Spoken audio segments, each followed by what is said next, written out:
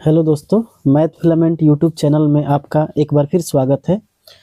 आज के वीडियो में हम लोग पढ़ने जा रहे हैं क्लास 12th की केमिस्ट्री। इसके पहले के वीडियो जो था ठोस में द्रव की विलेयता, जो लेक्चर नंबर 8 था, उम्मीद है आप सभी लोगों ने उस वीडियो को देखा होगा। तो अगर आपने उस वीडियो को देख लिया है तो उस पर आधारित जो ऑब्जेक्टिव सवाल बन सकते हैं उसको हम बहुत जल्द ही इसके अगले वाले वीडियो में या इसके अगले वाले वीडियो में लाने की कोशिश करेंगे, ठीक है ना। आज जो हमारा टॉपिक है उस टॉपिक का नाम है हेनरी स्थिरांक। हेनरी स्थिरांक और हेनरी स्थिरांक और हेनरी के नियम की सीमाएं। हेनरी के नियम की सीमाएं, ये जो हम आपको टॉपिक दे रहे हैं, ये जो इस टॉपिक से लगभग बिहार बोर्ड हो या यूपी बोर्ड हो, दोनों बोर्ड में खूब क्वेश्चन आए हुए हैं, ठीक है ना। तो ऐसा क्या मतलब, जैसे क्वेश्चन पूछता है, जैसे पूछ देगा हेनरी का नियम क्या है, उसके अनुप्रयोग को लिखिए और हेनरी की सीमा को लिखिए, सीमाओं को लिखिए। तो जब तक आप इन सारे टॉपिक्स को अच्छे से समझ नहीं लेंगे और अच्छे से याद कर नहीं लेंगे या उसको आप समझ के याद कर नहीं लेंगे, तब तक आप उन सवालों को जो आपको लघु उत्तरीय में पूछा जाता है, जो आज वाले में वीडियो में आज मैं आपको होमवर्क में भी दूंगा, आपको उसको होमवर्क करके लाना है, ठीक है ना।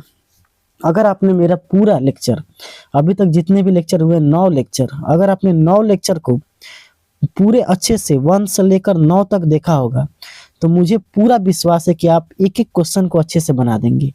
लेकिन अगर आपने इन पूरे वीडियो को एकदम सिस्टमेटिक रूप से नहीं देखा होगा तो आपसे ये सवाल नहीं बनेंगे, ठीक है। तो अगर आपको इस जितने भी हम सवाल आपको देने वाले हैं, अभी वीडियो के अंत में आपको बताएंगे हम, उन सवालों को बनाने के लिए आपको करना क्या होगा कि आपको पूरा 1 से लेकर 9 लेक्चर पूरे देखने होंगे और उसके बारीकी से नोट्स बनाने होंगे और फिर जाके उस चीज़ों को समझना होगा। और जब आप उस चीज़ों को समझ जाएंगे फिर आप उन सारे सवालों का जवाब दे पाएंगे। देखिए, 1 से लेकर 9 लेक्चर तक हमने जितना भी आपको पढ़ाया है, हमारा टारगेट यही है कि जितने भी क्वेश्चन जो आपके बिहार बोर्ड हो या यूपी बोर्ड में पूछा जाता है, उन सभी को हम वीडियो के जो टॉपिक्स खत्म होते हैं उस टॉपिक्स पे जितने भी सवाल आए हैं, चाहे वो सब्जेक्टिव हो या ऑब्जेक्टिव हो, सब्जेक्टिव और ऑब्जेक्टिव सबको हम डिस्कस करते हुए चलेंगे। तो हमारा देखिए ये लेक्चर इसीलिए है ताकि आपका पूरा फाउंडेशन, मतलब आपको केमिस्ट्री में कहीं भी दिक्कत ना आए, ये हमारा इस तरह का पूर्णतः प्रयास होगा, ठीक है ना। तो आज हम लोग पढ़ते हैं हेनरी स्थिरांक और हेनरी के नियम की सीमाएं। थोड़ा उसको पढ़ने से पहले मैंने आपको पिछले वाले वीडियो में बताया था, आज थोड़ा सा उसका मैं बस एक रिकॉल कर देता हूँ आपको। एक्चुअली इस चीज़ को हम लोग हेनरी के नियम वाले टॉपिक में पढ़ लिए हैं। आप लोग जाके प्लेलिस्ट में चले जाएंगे तो आपको दिख जाएगा वहाँ पे ना, एक केमिस्ट्री की प्लेलिस्ट बनी हुई है क्लास 12th केमिस्ट्री, उसमें जाके आप पूरा इस वीडियो को देख सकते हैं, एकदम सिस्टमेटिक बना हुआ है, ठीक है ना। हर वीडियो पे नंबरिंग है, आप उस वीडियो को आराम से देख सकते हैं। देखिए हेनरी का नियम, तो हमने आपको बताया था, अगर आपने उस लेक्चर को देखा होगा तो आपको ये बखूबी याद होगा कि हमने क्या आपको समझाया था बहुत अच्छे तरीके से। हेनरी का जो नियम का प्रतिपादन किया था, यानी हेनरी के नियम को देने का जो काम किया था, उनका नाम था विलियम हेनरी। क्या नाम था? William Henry. यानी हेनरी के नियम का प्रतिपादन किया था विलियम हेनरी, और इन्हीं के नाम पर इस लॉ को हेनरी का नियम बोला जाता है, ठीक है ना। अगर आप ध्यान से देखेंगे तो इस नियम को इन्होंने दिया था 1803 में। 1803 में विलियम हेनरी ने हेनरी के नियम का प्रतिपादन किया था, और इन्होंने इस नियम को किन 2 चीजों में संबंधित किया था। तो इन्होंने बोला कि यह नियम किसी गैस का दाब और उसकी विलेयता, गैस का दाब मतलब क्या होता है P, और विलेयता मतलब क्या होता है S। विलेयता मतलब S, यानी P और S के बीच संबंध को बताता है, P और S के बीच संबंध को बताता है। और आगे जाके विलेयता जो संबंधित है, आपको पता होगा मोल प्रभाज, यानी X गैस, याद आ रहा है। यानी जो विलेयता होता है, विलेयता जो होता है वो एक्स गैस यानी मोल प्रभाव से संबंधित होता है। तो इस तरह हमारा नियम ये आगे जो गैस का दाब है और उस विलेयता यानी घुलनशीलता के बीच के संबंध को बताता है। अब नियम क्या था? नियम ये कहता है कि स्थिर ताप पर किसी विलायक के निश्चित आयतन में, स्थिर ताप पर किसी विलायक के निश्चित आयतन में घुली हुई गैस की विलेयता, यानी घुली हुई गैस की विलेयता उस गैस के आंशिक दाब के समानुपाती होता है। यानी जो जो भी स्थिर ताप, ताप को क्या कर देना है, स्थिर, यानी ताप में कोई बदलाव नहीं करना है। यानी आपने अगर जो ताप रखा है उस ताप को आप सबसे पहले क्या कर दो, स्थिर कर दो, ठीक है। और निश्चित आयतन में, आयतन भी आपको निश्चित रखना है। तब जो होगा, जो विलेयता होगी या घुलनशीलता होगी वो गैस के आंशिक दाब के समानुपाती होगी। मतलब कहने का मतलब क्या हुआ कि जो P होगा वो समानुपाती होगी S के, यानी P is directly proportional to S, यानी दाब जो होगा वो समानुपाती होगा विलेयता के, है ना। तो ये हमारा पहला समीकरण निकल के आ जाता है। फिर आगे जाके इस समीकरण को और मॉडिफाई किएगा। मैंने अभी आपको बताया कि जो विलेयता का सीधा संबंध है मोल प्रभाज से, तो वही बात लिखा हुआ है, किसी बिलियन के गैस का मोल अंश, मोल अंश, मोल अंश को, मोल अंश का एक और नाम है जिसको हम कहते हैं मोल प्रभाज। क्या कहते हैं, मोल प्रभाज। तो मोल प्रभाज कहिए या मोल अंश, या इंग्लिश में कहेंगे मोल फ्रैक्शन, इंग्लिश में कह देते हैं इसको क्या, मोल फ्रैक्शन, ठीक है। तो यही बात लिखा हुआ है कि किसी गैस के मोल अंश उस बिलियन के ऊपर स्थित गैस के आंशिक दाब के समानुपाती होता है। यानी कहने का मतलब क्या हुआ कि जो दाब होगा, जो दाब होगा वो सीधा समानुपाती होगा X गैस के। यानी पहले हमने क्या सीखा कि P जो होगा वो सीधा समानुपाती होगा S के, यानी विलेयता के, और P जो होगा वो सीधा समानुपाती होगा X गैस के, है ना, यानी मोल प्रभाज या मोल अंश के। जब इस प्रोपोर्शनलिटी चिन्ह को या प्रोपोर्शनलिटी सिंबल को आप हटाते हो, समानुपाती के सिंबल को आप जब हटाते हो, तो यहाँ पे आपको लिखना पड़ता है बराबर, फिर एक आपको कांस्टेंट देना पड़ता है, एक अचर देना पड़ता है जिसको हम कहते हैं कांस्टेंट। इसका नाम है हेनरी कांस्टेंट। क्या नाम है, हेनरी कांस्टेंट। फिर into x gas, x gas. तो वही बात लिखा हुआ है, देखिए P बराबर क्या हो जाएगा, इस प्रोपोर्शनलिटी को हटाया गया होगा तो P बराबर KH इंटू एक्स गैस। अब यहाँ पे एक बात आपको बहुत इंपॉर्टेंट जान लेना है कि P क्या है और ये P क्या है, X गैस क्या है, ये सबकी बातें हम कर लेते हैं। तो P जो है वो गैस का आंशिक दाब है। क्या है, P जो गैस का क्या है, आंशिक दाब, यानी पार्शियल प्रेशर ऑफ गैस, ठीक है। और X गैस जो है बिलियन में गैस का मोल है, मोल नहीं है, मोल अंश है। क्या है, मोल अंश। वीडियो में थोड़ी इसमें थोड़ा सा आप लोग मॉडिफाई कर लीजिएगा, मोल अंश होगा बिलियन में गैस का मोल अंश, या इसको आप कह सकते हैं मोल प्रभाज। क्या कह सकते हैं, मोल प्रभाज। आपका जो मन है वो लिख सकते हैं, मोल प्रभाज लिखिए या मोल अंश लिखिए। तो mole fraction of gas in solution. और जो KH है उसको हम कहते हैं हेनरी कांस्टेंट। क्या कह देते हैं इसको, हेनरी कांस्टेंट। तो हमने आपको तीनों के बारे में समझा दिया। तो अब यहाँ से हमने जो फार्मूला लिखा है उसको अब जरा ध्यान से देखिए। जो P है वो P किसके बराबर है, KH इंटू एक्स गैस। अब मोल प्रभाज का फार्मूला क्या होता है, किसी भी गैस का, मान लीजिए हम एक गैस ले लिए, एक A1, क्या ले लिए, A1, तो इसका मोल प्रभाज आपको लिखना है। तो कैसे लिखते हैं इसको, जिसका मोल प्रभाज लिखना है, जैसे मान लीजिए इसमें दो चीजें हैं, एक है विलेय और एक है विलायक।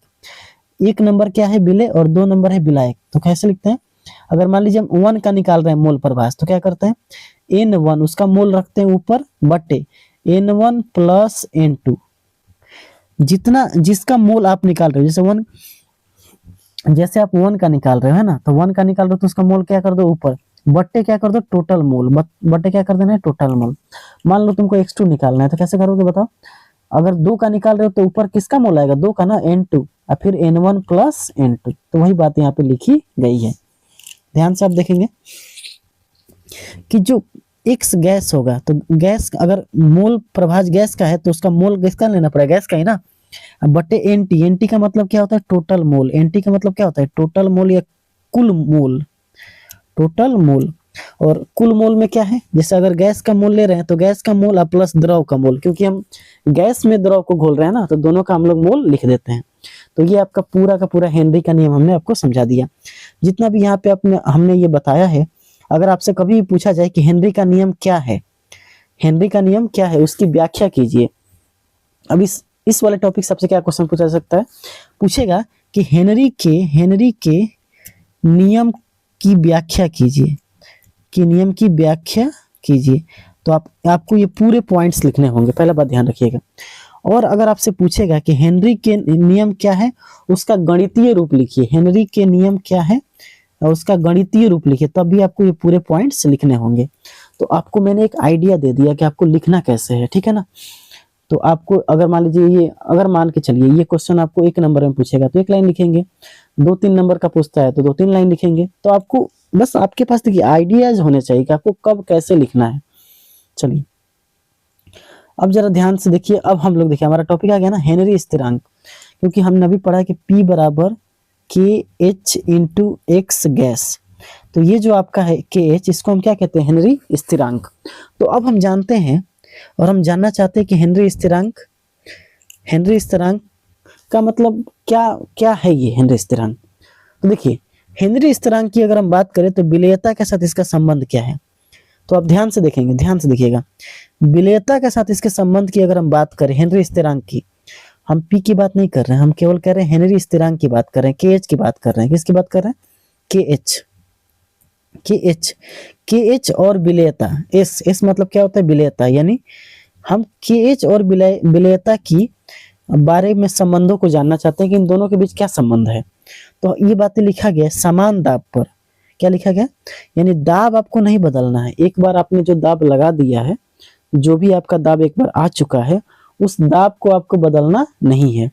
तो समान दाब पर जिस गैस के लिए KH का मान अधिक होगा, KH का मान अधिक होगा, KH का मान क्या होगा, अधिक होगा, उसकी विलेयता उतनी ही कम होगी।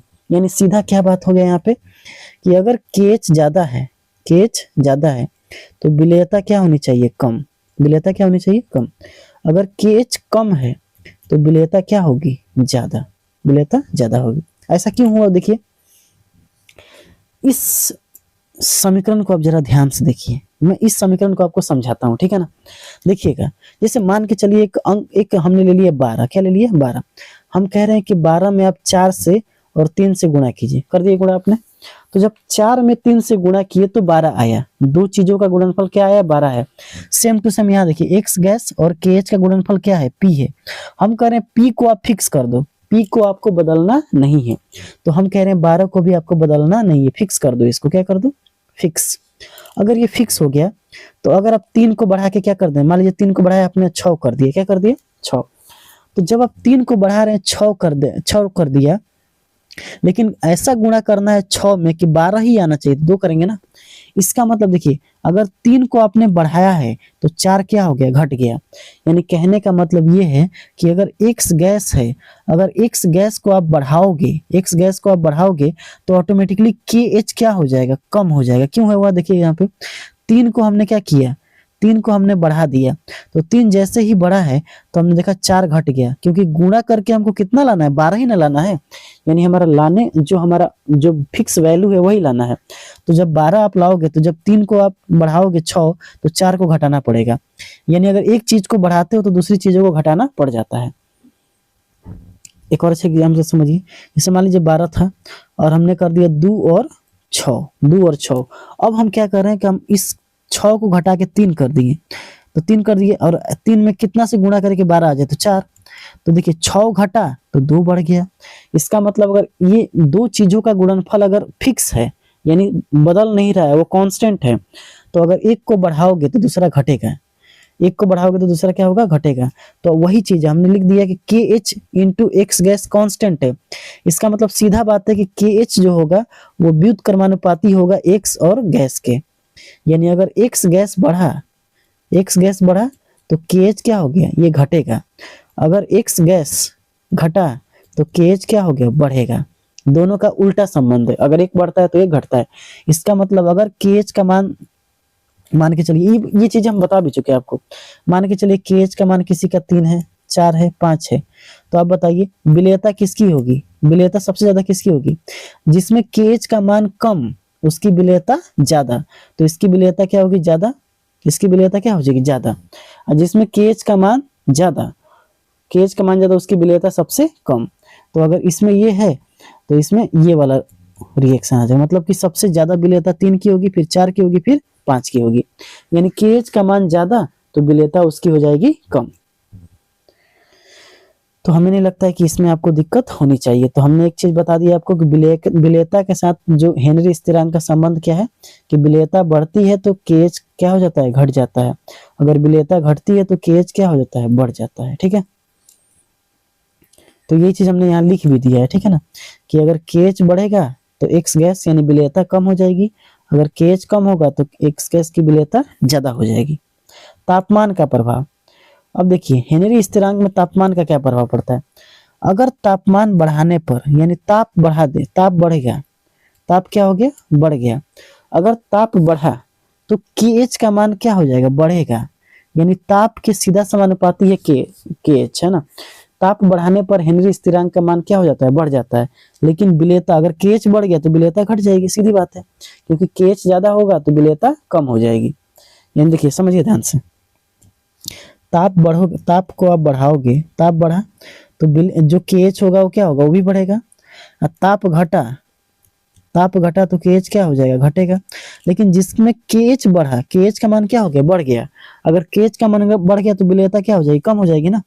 और केएच का मान घट गया तो विलेयता क्या हो जाएगी, ज्यादा हो जाएगी, क्योंकि इसका उल्टा संबंध है और इसका सीधा संबंध है।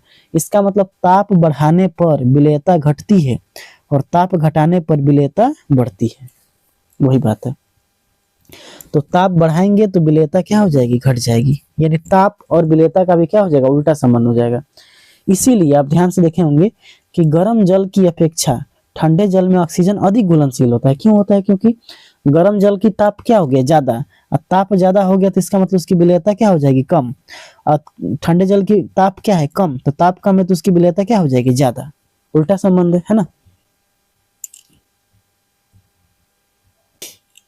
अगला जो है हेनरी के नियम के अनुप्रयोग, है ना, हेनरी के नियम के अनुप्रयोग। तो देखिए ध्यान से, हेनरी के नियम के अनुप्रयोग की अगर हम बात करें तो हेनरी का नियम कहाँ कहाँ प्रयोग में लाया जाता है। तो याद है आपको, हमने बताया था कि एप्लीकेशन ऑफ हेनरी लॉ में शीतल पेय पदार्थों में, सॉफ्ट ड्रिंक में, सोडा वाटर या कोल्ड ड्रिंक्स में, बोतलों में CO2 को घोलने के लिए, CO2 की घुलनशीलता बढ़ाने के लिए हम हाई प्रेशर पे बंद कर देते हैं। याद आ रहा है, इस सोडा वाटर और कोल्ड ड्रिंक्स की बोतलों में अगर हम CO2 को घोलना चाहते थे तो हम घुलनशीलता बढ़ाते हैं। इसका मतलब क्या हुआ कि उसके में प्रेशर क्या रखते थे, हाई। क्या रखते थे, हाई, क्योंकि हम जानते हैं हेनरी का नियम क्या कहता है कि P जो होता है वो सीधा समानुपाती होता है S के। तो अगर घुलनशीलता को बढ़ानी है तो आपको प्रेशर क्या करना पड़ेगा, बढ़ाना पड़ेगा। हेनरी के नियम के अनुसार ये काम कर गया। दूसरा जो अनुप्रयोग है स्क्यूबा डाइवर्स में, जैसे मान लीजिए, जैसे आप देखे होंगे कि समुद्री गोताखोरों के लिए स्कूबा डाइवर्स, जो मतलब समुद्री गोताखोर होते हैं, उसमें क्या होता है कि समुद्री गोताखोर को हमने आपको कहानी बताया था क्या, कि जब समुद्री गोताखोर की हम बात करते हैं तो जब समुद्री गोताखोर जब समुद्र के अंदर जाते हैं तो समुद्र के अंदर जाते हैं तो क्या होता है, वहां पे प्रेशर बढ़ जाता है। क्या होता है, प्रेशर बढ़ जाता है। अगर प्रेशर बढ़ जाएगा तो जो ऑक्सीजन की घुलनशीलता होगी वो भी तो बढ़ेगी ना, क्योंकि प्रेशर, हम जानते हैं हेनरी का नियम क्या कहता है कि जो दाब होता है वो सीधा समानुपाती होता है विलेयता के या घुलनशीलता के। तो दाब बढ़ाने पर जो घुलनशीलता होगी वो बढ़ेगी, और घुलनशीलता अगर बढ़ती है तो इसका मतलब ऑक्सीजन जो होगा बॉडी के अंदर, जो खून के अंदर ऑक्सीजन एकदम पूरा घुल जाएगा आसानी से। तो घुल जाएगा तो उस समय तो उस व्यक्ति को एकदम बढ़िया महसूस होगा, कोई दिक्कत नहीं होगा। लेकिन जैसे ही वो व्यक्ति ऊपर आने की कोशिश करता है, ऊपर आने की, अब क्या होगा, जैसे वो ऊपर आएगा तो दाब क्या हो जाएगा, कम, तो विलेयता भी क्या हो जाएगी, कम, यानी ऑक्सीजन की जो घुलने की क्षमता होगी वो कम हो जाएगी। अब घुलने की क्षमता हो जाएगी तो रक्त वाहिनियों में क्या होगा, जो नसें होती है, जो खून की नसें होती है, उस नसों में बुलबुले जमने लगेंगे। क्या जमने लगेंगे, बुलबुले। अब जब ये बुलबुले जमने लगेंगे तो बुलबुलों से क्या होगा, बुलबुले जब जमेंगे तो बुलबुले क्या करेंगे ना, बुलबुलों से उसमें गांठें बन जाएगी, आप शरीर में बेंड हो जाएगा। और जब बेंड बनेगा तो बहुत भयानक दर्द होगा। तो इस दर्द से बचने के लिए हम क्या करते हैं, जो नाइट्रोजन और O2 में मिला देते हैं हीलियम को। क्या मिलाते हैं, हीलियम को। तो हीलियम मिला देते हैं। तो हीलियम की एक खासियत है, ये जल्दी, इसकी घुलनशीलता बहुत अधिक होती, मतलब कम होती है, ये जल्दी घुलता नहीं है। तो घुलता नहीं है तो ये क्या करता है, उस जो गांठें बनने की समस्या है, बेंड की समस्या को मेंटेन करके रखता है। तो वही बातें हमने लिखा है कि गहरे समुद्र में दाब अधिक होने पर रक्त में ऑक्सीजन गैस की घुलनशीलता, ऑक्सीजन गैस अधिक घुलती है, बाहर आने पर ये बुलबुले बनाती है। जिससे बेंड नामक दर्दनाक बीमारी होती है। इससे बचने के लिए सिलेंडरों में हीलियम की मिश्रित हवा का प्रयोग किया जाता है। तो बेंड की समस्या को दूर करना होगा तो हम किसका प्रयोग करेंगे? हीलियम गैस का प्रयोग करते हैं। तो ये हो गया आपका समुद्री गोताखोरों के लिए। और चौथा जो है ऊंचाई पर एनोक्सिया के मामले में, यानी एनोक्सिया यानी ऊंचाई पर रहने वालों के लिए एक समस्या हो जाती है एनोक्सिया। जैसे अगर पहाड़ों पे कोई व्यक्ति जा रहा है, पहाड़ पे जा रहा है, तो पहाड़ पे जब जाएगा ना कोई व्यक्ति, तो उसमें उसका जो वायुमंडलीय दाब, मतलब कि दाब जो होगा, जो ऑक्सीजन का जो दाब होगा वो बहुत कम हो जाएगा। पहाड़ों पे जाने के बाद क्या होगा? ऑक्सीजन में दाब होगा एकदम कम। और दाब जब कम हो गया तो घुलनशीलता भी क्या हो जाएगी? कम, क्योंकि हेनरी का नियम तो यही कहता है ना कि स्थिर ताप पर दाब जो होता है वो सीधा समानुपाती होता है विलेयता के। इसका मतलब इसमें जो रक्त में ऑक्सीजन की घुलने की जो घुलनशीलता है वो कम होगी। और जब घुलनशीलता कम होगी तब क्या होगा? देखिए, रक्त में ऑक्सीजन कम पहुंचेगा। और जब रक्त में ऑक्सीजन कम पहुंचेगा तो होगा क्या? धीरे धीरे अब दिमाग काम करना बंद कर देगा, क्योंकि पूरा ऑक्सीजन क्या करता है? एनर्जी का है। ऑक्सीजन का काम क्या होता है? माइटोकॉन्ड्रिया को ले जाके क्या करना? ऊर्जा माइटोकॉन्ड्रिया ऊर्जा बनाएगी। ऑक्सीजन ले जाके उसको देती है कौन? हीमोग्लोबिन ऑक्सीजन देती है, तभी माइटोकॉन्ड्रिया ऊर्जा बनाती है। अब आपके अंदर ऊर्जा की कमी हो जाएगी तो धीरे धीरे आपको चक्कर आएगा। चक्कर आने के बाद धीरे धीरे आप बेहोश हो जाएंगे, और बहुत ज्यादा ये समस्या होगी तो आपकी मौत भी हो सकती है ना। थकान हो जाएगी, कमजोरी हो जाएगी, सोचने की क्षमता कम हो जाएगी। जब बहुत ज्यादा ऑक्सीजन आपके शरीर में नहीं पहुंचता है तो आपको चक्कर आने लगता है, आपका दिमाग काम नहीं करता है ना। गर्मी के दिनों में ऐसे ही होता है। जब आपको बहुत ज्यादा गर्मी लगने लगती है तो आपके शरीर में ऑक्सीजन लेवल कम हो जाता है। ऑक्सीजन लेवल कम होगा तो दिमाग काम नहीं करेगा, गर्मी में पढ़ने का मन नहीं करता है ना। तो वही चीज है। तो यहाँ पे वही बात हमने लिखा है कि पहाड़ों पर O2 का दाब कम होता है, जिससे रक्त में ऑक्सीजन की घुलनशीलता कम होता है। इससे पर्वतारोहियों में कमजोरी और सोचने की शक्ति कम हो जाती है, और ज्यादा हो गया तो मौत भी हो सकती है, जिसे एनोक्सिया कहते हैं। क्या कहते हैं इसे? एनोक्सिया। तो एनोक्सिया के मामले में भी ये हेनरी का नियम काम करता है। बात समझ में गया? अब हम जो टॉपिक में लिए थे हेनरी के नियम की सीमाएं, यानी लिमिटेशन ऑफ हेनरीज लॉ, यानी लिमिटेशन। अब हेनरी का नियम कहाँ कहाँ काम नहीं करता है? देखिए, हर जगह हेनरी का नियम नहीं काम करेगा।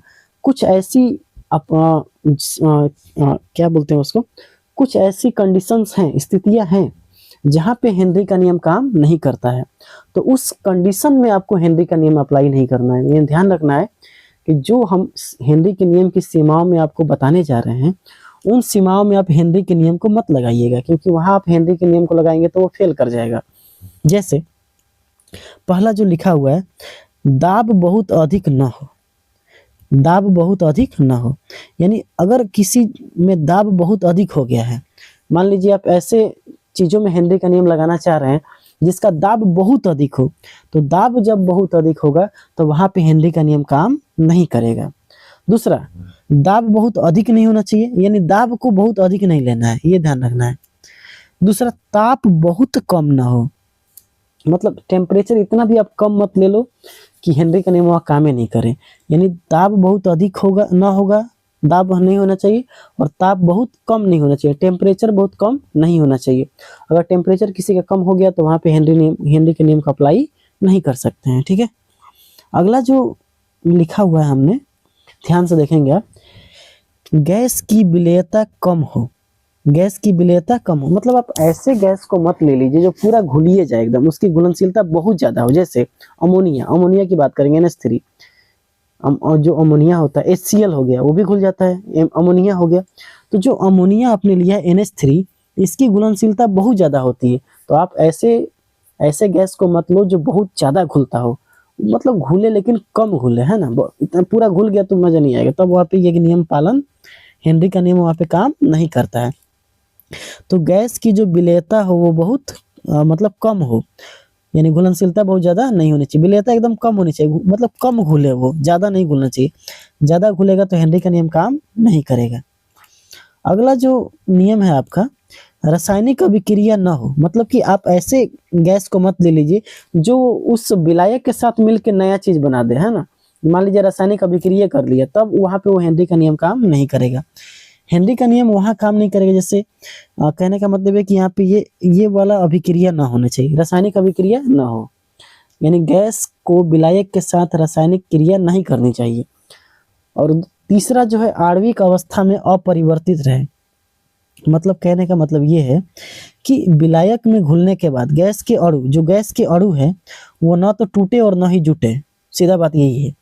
यानी हमने क्या सीखा यहाँ से, हमने हेनरी के नियम में ये सीखा कि हेनरी का नियम कहाँ अप्लाई नहीं होता है, जहाँ दाब बहुत अधिक ना हो। दाब को बहुत अधिक नहीं रखना है, ताप बहुत कम नहीं रखना है, गैसों की विलेयता एस बहुत कम नहीं, एस जो ज़्यादा नहीं होना चाहिए, विलेयता कम हो, ज़्यादा नहीं होना चाहिए ना, ये सब नहीं होना चाहिए।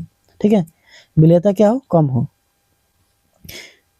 देखिए अच्छा समझिए, दाब बहुत अधिक मतलब प्रेशर बहुत अधिक ना हो, बहुत अधिक ना हो, ये नहीं होना चाहिए।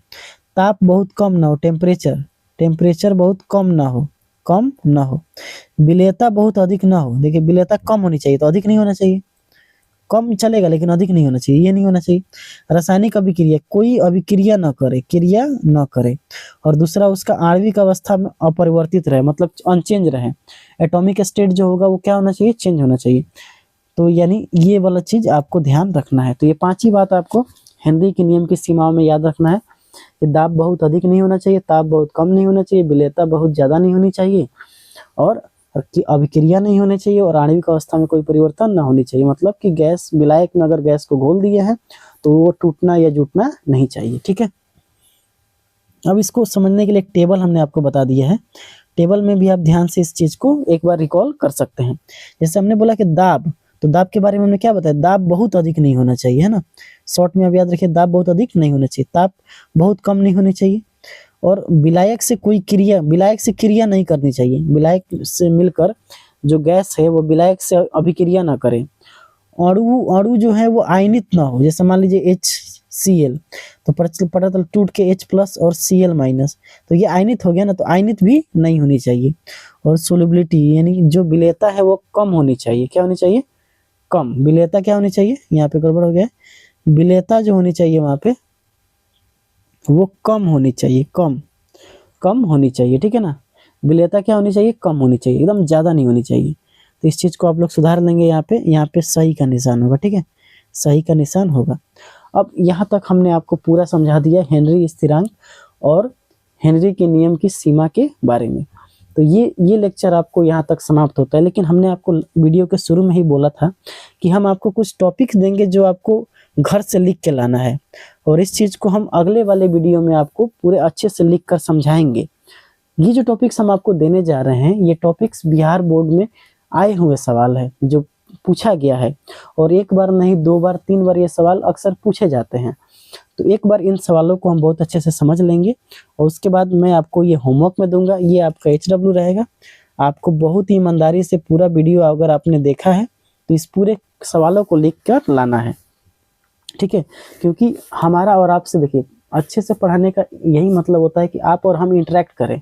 मान लीजिए मैं पढ़ाया जा रहा हूँ, लेकिन आप उसमें कुछ अपने आप से कुछ नहीं कर रहे हैं, आप क्वेश्चन नहीं लिख रहे हैं, या आपको पता नहीं चल रहा है कि हम जो पढ़ा रहे हैं वो वाकई में एग्जाम्स में आते हैं या नहीं आते हैं, तो फिर आपका और हमारा रिलेशन गड़बड़ हो जाएगा। तो इसी रिलेशन को इस्टेब्लिश करना है कैसे, क्वेश्चन के माध्यम से, क्योंकि हम जो पढ़ा रहे हैं वो वाकई में सही है, या हमारे पढ़ाने से क्वेश्चन आते हैं कि नहीं आते हैं, ये चीज़ को हमें समझाना बहुत ज़्यादा ज़रूरी है। तो ये चीज़ आप कब समझेंगे, जब आप क्वेश्चंस को अटेम्प्ट करेंगे। जैसे देखिए ये सवाल, हेनरी के नियम को लिखे, ये सवाल आपको बिहार बोर्ड के 2017 और 2021 में पूछा गया है। ठीक है, ये आपको लिख के लाना है। ठीक है ना, आपने पढ़ा है तो आपको लिख के लाना है। अगले वीडियो में तो हम आपको मॉडल इसका आंसर देंगे ही कि आपने कैसे लिखा है। देखिए मेरा मॉडल आंसर आपको ये बताएगा कि आप कहाँ गलती कर रहे हैं। जैसे आप अपने मन से लिखेंगे तो आपको ये समझ में आएगा कि आप कैसे लिखते हैं। ठीक है ना, तो क्या वाकई में वही लिखना वैसे ही लिख रहे हैं जैसे एग्जाम में लिखा जाता है, ये भी मायने रखता है। ठीक है ना, तो आपको ये चीज़ें ध्यान रखनी है कि एग्जाम में लिखना एक अलग तरीका का होता है, वो कला है एक, आपको है ना, वो सीखना पड़ेगा आपको। ठीक है, दूसरा क्वेश्चन है एनॉक्सिया क्या है, ये बिहार बोर्ड के 2019 में पूछा गया है। बताया हमने आपको, ये सारे चीज़ें हमने आपको पढ़ाया है। बोलिए अगर आप नहीं पढ़े इस चीज़ों को तो बताइए, कमेंट कीजिए हमको कि आपने नहीं पढ़ा है। तीसरा जो है, गोताखोर के टैंक में हीलियम गैस को क्यों मिलाया जाता है, ये भी आपने पढ़ा है, आपको लिख के लाना है क्यों मिलाई जाती है। चौथा सवाल है हेनरी का नियम क्या है और इसकी गणितीय रूप को लिखिए। यूपी बोर्ड में 2018 और 2022 में पूछा है ये, ठीक है। तो आप इसको लिख के बताइए हमको। पांचवा जो सवाल है, ताप बढ़ाने पर गैस की विलेयता पर क्या प्रभाव पड़ता है? यूपी बोर्ड 2020 में पूछा है, आप लिख के लाएंगे, आपकी ये जिम्मेदारी है, ठीक है ना। हम आप पे बहुत भरोसा करें कि आप लिखेंगे इस चीज को। छठवां जो है, हेनरी के नियम की 2 सीमाओं को लिखे।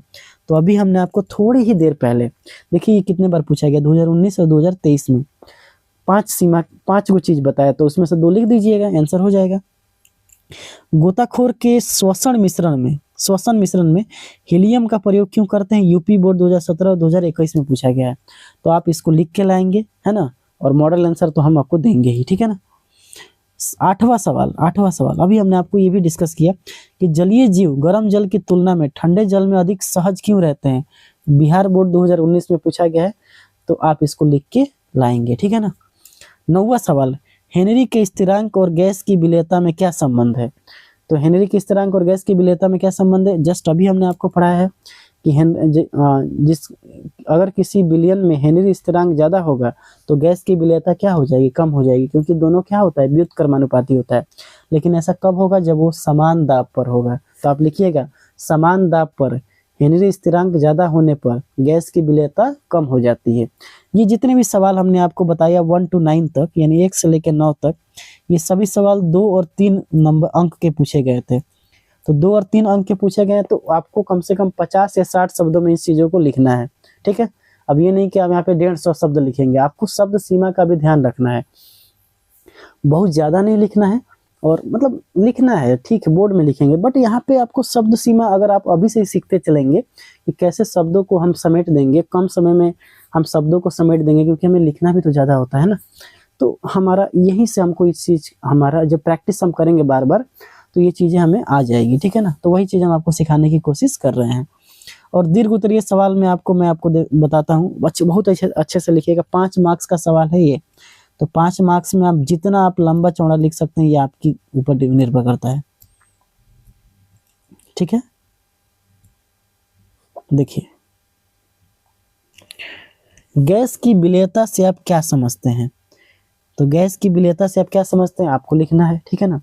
आपको मैंने पढ़ाया कि विलेयता क्या है, विलेयता क्या है मैंने आपको बताया था ना। तो आपको लिख देना है वहां पे कि स्थिर ताप पर, है ना, किसी विलयन में सर्वाधिक मात्रा या विलय की अधिकतम मात्रा जो घोली जा सकती है, उसे क्या कहते हैं? विलेयता कहते हैं। हेनरी का नियम के बारे में व्याख्या करना है, पूरा लिखिएगा, हेनरी का नियम क्या है, उसका गणितीय रूप लिखिएगा, है ना, फिर उसका सीमा लिख दीजिएगा। देखिए, बिहार बोर्ड 2015 और 2023 में पूछा गया है, ठीक है। यूपी बोर्ड ने तो हद ही कर दिया। देखिए, हेनरी के नियम की व्याख्या कीजिए और इसके महत्वपूर्ण अनुप्रयोगों को लिखिए। तो हेनरी के नियम को लिखना है और इसके महत्वपूर्ण अनुप्रयोग, जैसे एनॉक्सिया के मामले में प्रयोग करते हैं, बेंड जब हो जाता है, जैसे गोताखोर गहरे समुद्र में जाने पर, है ना, हेनरी के नियम का अनुप्रयोग करते हैं। पहाड़ों पर हेनरी के नियम का अनुप्रयोग होता था। यूपी बोर्ड 2015, 18 और 24 में पूछा गया है। अगला जो क्वेश्चन है, देखिए ये भी क्वेश्चन 5 मार्क्स में पूछा गया है। हेनरी का नियम क्या है और गैसों की विलेयता को प्रभावित करने वाले कारकों को लिखिए। तो अभी कल जो वीडियो था, हमने आपको बताया था कल वाले वीडियो में, वहाँ पे तो बहुत ही अच्छे से ये सब चीज समझाया था कि गैसों की विलेयता को प्रभावित करने वाले कारक कौन कौन थे। गैस की प्रकृति, विलय और विलायक की प्रकृति, दाब का प्रभाव, ताप का प्रभाव, अन्य पदार्थों की उपस्थिति। 5 को लिख दीजिएगा, छोटा छोटा लिखिएगा ना। अनुप्रयोग लिख दीजिएगा कि एनॉक्सिया के मामले में गहरे समुद्र में गोताखोर प्रयोग करते हैं। उसके बाद से पहाड़ों पर, ऊंचाइयों पर लिखना है आपको। गैस की द्रव में विलेयता से आप क्या समझते हैं? हेनरी के नियम की व्याख्या कीजिए और प्रमुख अनुप्रयोगों और सीमाओं को लिखिए। ये पूरा लिखवा दिया, तो लिख दीजिएगा गैस की द्रव में विलेयता क्या होता है ना, उसको लिखिएगा। फिर हेनरी के नियम को समझाइएगा, फिर उसके प्रयोग लिखिएगा, और फिर सीमा को भी लिख दीजिएगा कि दाब, हमने आपको क्या बताया अभी थोड़ी देर पहले कि दाब बहुत अधिक नहीं होना चाहिए, ताप बहुत कम नहीं होना चाहिए, है ना, विलेयता बहुत ज्यादा नहीं होनी चाहिए, है ना, विलेयता एकदम कम होना चाहिए, ठीक है ना। फिर हमने आपको जो भी बातें बताई है, सभी बातें लिख दीजिएगा, काम खत्म हो जाएगा।